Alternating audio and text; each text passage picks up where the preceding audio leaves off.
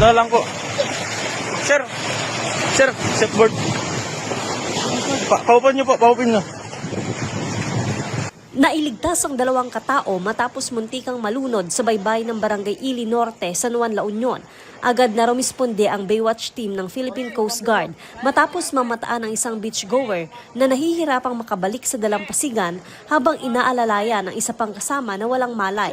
Nilapatan ng life-saving measures ang walang malay na beachgoer.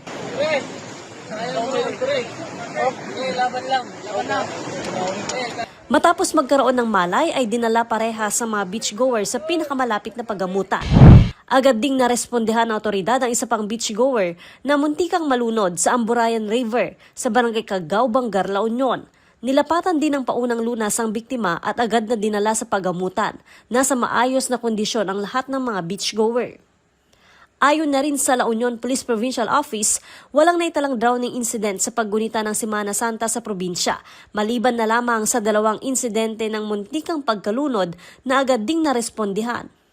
Composite na team yan, nakita naman natin yung deployment natin along shoreline. So nandyan yung Coast Guard, Maritime and local police natin, including yung augmentation natin coming from the La Union Police Provincial Office. So nakita natin kaagad yung biktima ng drowning, kaya nasagip po natin kaagad.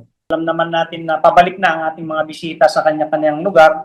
So dapat na binabantayan na po natin ating mga kalsada para maging safe po yung ating mga motorista. So paalala lang sa ating mga motorista, sumunod lang po tayo sa batas trapiko, at kung nakainom po tayo o meron pang hangover, dapat po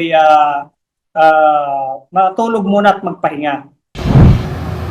Samantala, sa bayan naman ng Agoo, naka-full alert pa rin ang otoridad sa pagbabantay ng trapiko, partikular sa National Highway na dinadaanan ng mga sasakyan panorte at pamaynila. Ipinatutupad na ngayon ang bagong traffic scheme sa bayan. Kahit patapos ng Holy Week, nakabantay pa rin daw ang pulisya at Public Safety and Order Office sa inaasahang paring bisita ngayong bakasyon. Pero kahit bakasyon, minsan nagdadagsa yung traffic kahit walang eskwela, gano'n. Kaya dapat kahit wala nang gano'n na activities, diyan pa rin sila.